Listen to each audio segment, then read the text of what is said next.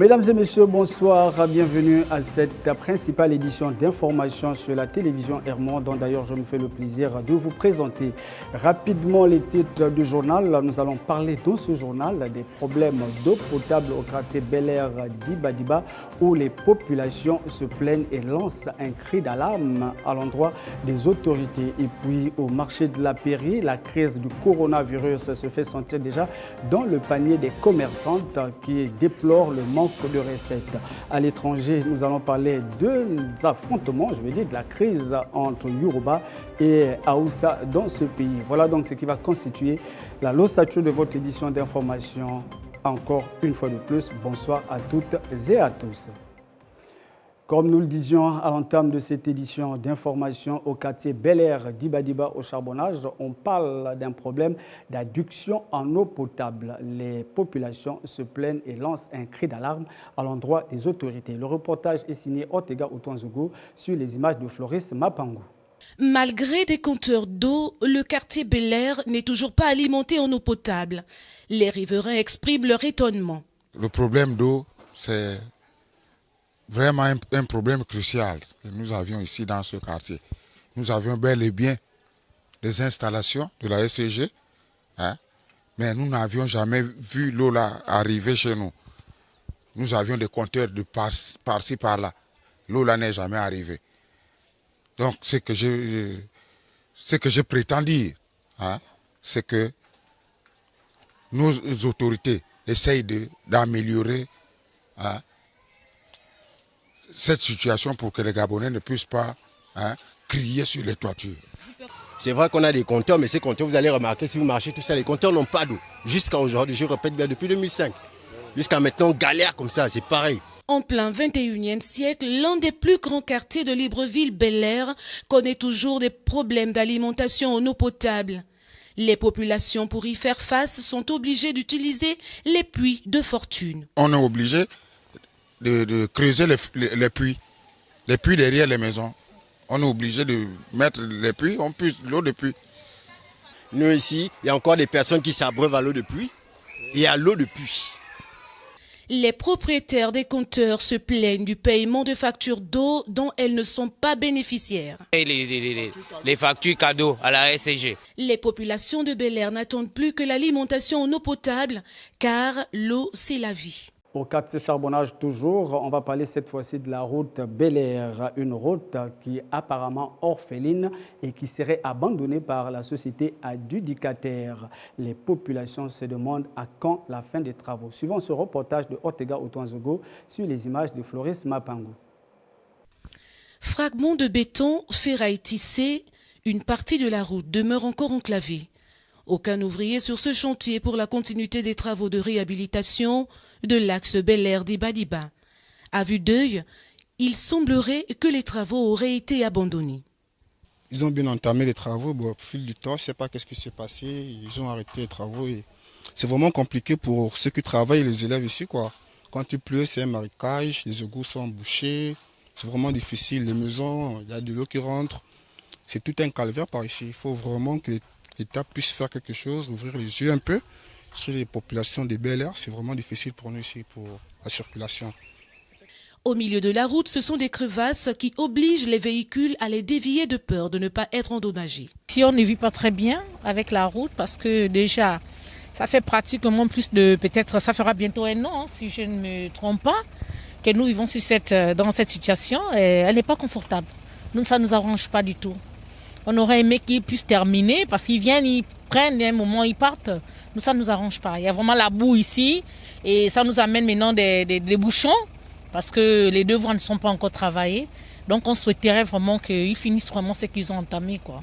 Que nous demandons est que les autorités puissent voir ce qu'ils peuvent faire pour nous terminer la route là. Les riverains de cette partie du 6e arrondissement expriment leur insatisfaction totale.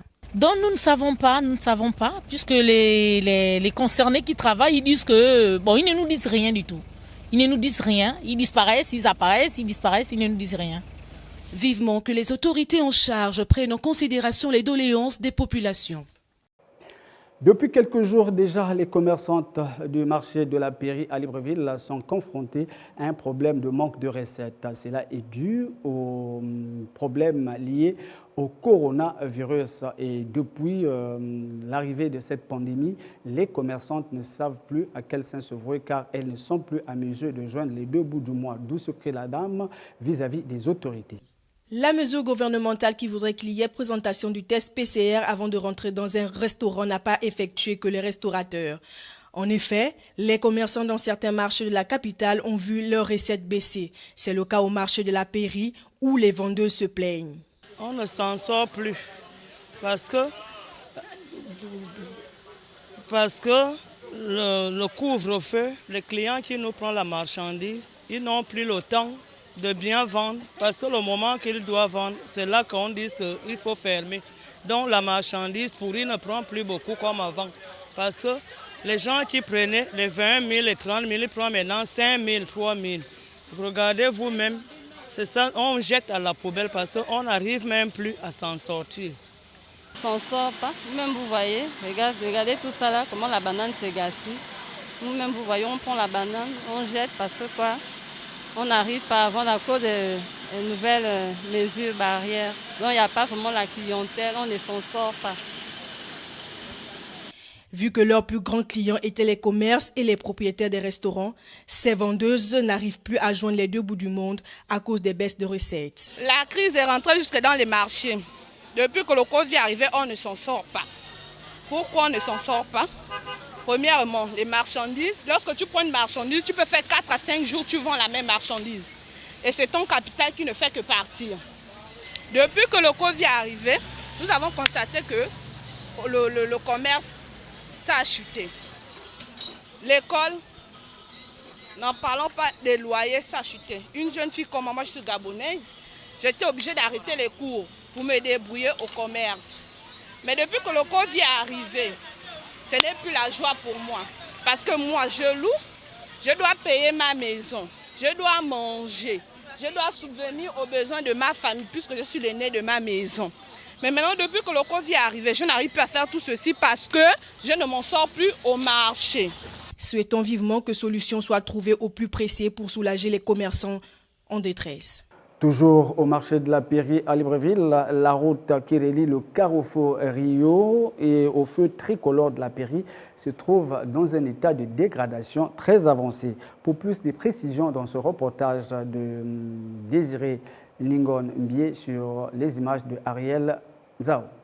Crevasses, Dodane, nid de poule, mardeau, tel est le quotidien des usagers de l'axe Carrefour Rio. Marché de venez voir, surtout en cette période pluvieuse.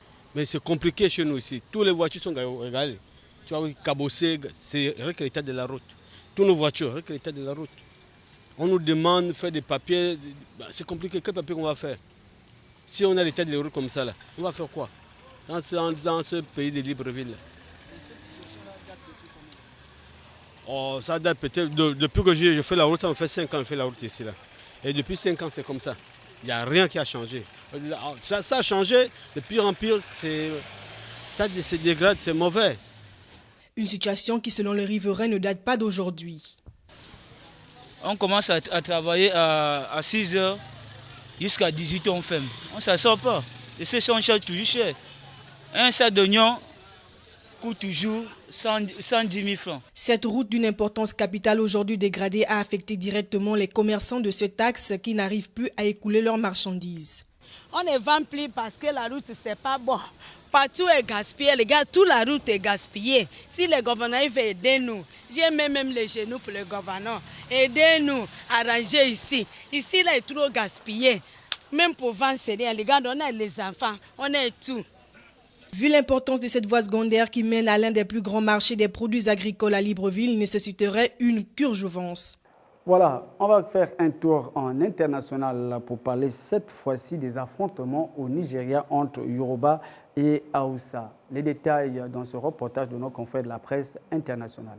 Après la pagaille, le calme est revenu, mais les commerçants, désolés, peinent à ramasser quoi que ce soit dans les décombres. Il ne reste plus grand-chose du populaire marché de Chacha à Ibadan, détruit et brûlé après plusieurs jours d'émeutes. Je n'ai pas perdu moins de 25 millions de Naira, soit plus de 50 000 € de biens. Je sais combien d'argent j'avais dans ma maison. Vendredi dernier, une querelle aurait éclaté entre un ouvrier de la communauté Haoussa et un commerçant Yoruba, provoquant un déchaînement de violence dans cette grande ville du sud-ouest nigérian. Les conséquences sont dramatiques. Plusieurs morts sont rapportées par les médias locaux, même s'il n'existe pas de bilan officiel précis. Cet embrasement est révélateur de la tension qui existe entre les communautés. Depuis plusieurs semaines, le sud du pays est confronté à une montée des discours haineux ciblant les personnes du nord. Cela fait 40 ans que les Haoussa vivent avec les Yoruba dans cette communauté. Il n'y a plus d'ennemis, plus de malentendus entre eux depuis cette époque. Et nous n'avons jamais vécu une telle chose depuis que nous vivons ensemble. Les violences ont été suffisamment graves pour faire réagir le président Muhammadu Buhari. Dimanche soir, il a appelé à l'unité et exhorté les chefs traditionnels et religieux à intervenir. Les chefs Haoussa et Yoruba seraient en discussion pour restaurer un peu de paix à Ibadan. En international, toujours, on parle de l'ouverture du procès de Paul Roussé Sabagina, auteur du film Hôtel Rwanda, qui a sauvé plus de 1000 personnes. Cet opposant à Paul Kagame est accusé de terrorisme. Presse internationale pour plus de précisions. Sous bonne escorte, Paul Roussé Sabagina arrive au tribunal de Kigali, tout de rose vêtu, dans son uniforme de prisonnier. Dans le prétoire, le héros déchu du génocide des Tutsis tient désormais le rôle d'accusé. Il est poursuivi pour terrorisme, meurtre, création et financement de rébellion. Paul Roussé Sabagina est connu pour avoir sauvé plus d'1 millier de personnes en 1994. Le pays entier sentait la mort. Le pays entier. Vous pouviez voir des cadavres partout sur les routes. Paul Roussé Sabagina est alors gérant de l'hôtel des 1000 collines. Plus de 1200 personnes y trouveront refuge pendant le génocide. Paul Roussé Sabagina, Hutu, est alors encensé. Un film hollywoodien, Hôtel Rwanda, retrace même son histoire. Aujourd'hui, des survivants l'accusent d'avoir embelli cet épisode et profité de leur drame. Dès 2004, Paul Roussé Sabagina s'érige en opposant au président Paul Kagame. Aujourd'hui, il reconnaît avoir participé à la création d'un groupe rebelle classé terroriste par Kigali, le Front de Libération Nationale. Paul Roussé Sabagina nie toute implication dans leurs exactions et accuse le pouvoir d'autoritarisme. Une note de sport avant que de se dire au revoir avec la Ligue des Champions. Rencontre Juventus FC Porto, score final 2-1. Les détails dans ce reportage. On s'attendait à un match XXL de Cristiano Ronaldo qui faisait son retour au Portugal face au FC Porto. Au contraire, le spectacle a été donné par les locaux. Malgré les efforts de Bianconeri, aucun but ne sera marqué avant la pause. De retour des vestiaires, les Portugais siègent devant la défense turinoise, visiblement aux abois. L'attaquant malien profite d'un superbe ballon de Wilson Manafa pour faire le break 2-0. La Juventus finit par réduire grâce à Chiesa qui conclut un joli travail du Français Rabiot de 1. Avec cette défaite, la vieille dame est obligée de faire un résultat reluisant à la maison pour passer au tour suivant. Cristiano Ronaldo, quant à lui, n'a pas vraiment existé durant les 90 minutes du match. Dans l'autre rencontre, le Borussia Dortmund, porté par un grand Hollande, a remporté la première manche. Au terme d'une rencontre très agréable, le FC Séville a chuté à domicile contre le Borussia Dortmund 2-3 dans le cadre des huitièmes de finale aller de la Ligue des Champions. Comme on pouvait s'y attendre, ces deux équipes portées vers l'avant nous offraient un beau spectacle en première période. La surprise venait plutôt de la domination du Borussia Dortmund, dont le pressing haut empêchait le FC Séville de sortir. C'est donc contre le cours du jeu que l'Espagnol fut quelques semaines, mais très séduisant ce mercredi. On n'était donc pas du tout surpris par l'égalisation de Daoud, 1-1, 19e, sur une magnifique frappe dans la lucarne, après un excellent travail du passeur Hollande. Ce même avant-centre norvégien que l'on retrouvait cette fois à la conclusion d'une superbe attaque rapide, 27e, marquée par un 1-2 avec l'intenable Sancho. Autant dire que l'on ne s'attendait pas à voir les Andalous mener après leurs 9 victoires consécutives, toutes compétitions confondues. C'était pourtant mérité tant le Borussia maîtrisait son sujet, d'où le nouveau but du tueur Hollande, 1-3 43e, en contre juste avant la pause. En seconde période, De Jong réduisait le score. Mais la bonne opération est pour le BVB. Voilà, nous voici arrivés à la fin de cette édition d'information, mais avant que de se dire au revoir, le rappel des titres. Absence d'eau potable au quartier Bel Air d'Ibadiba, les habitants se plaignent et lancent un cri d'alarme vis-à-vis des autorités. Nous avons également parlé dans cette édition d'information des conséquences du coronavirus dans les recettes des commerçantes du marché de la Pairie qui se font déjà ressentir. Et puis, nous avons en international parlé de la crise qui sévit en ce moment au Nigeria avec les affrontements entre Yoruba et Hausa. Voilà donc ce qui a constitué l'essentiel de votre édition d'information dont je me suis fait le plaisir de vous présenter. S'il plaît à Dieu, je vous retrouverai demain à la même heure. D'ici là, portez-vous bien. Bonne suite de programme sur la radio-télévision Hermon. Ciao.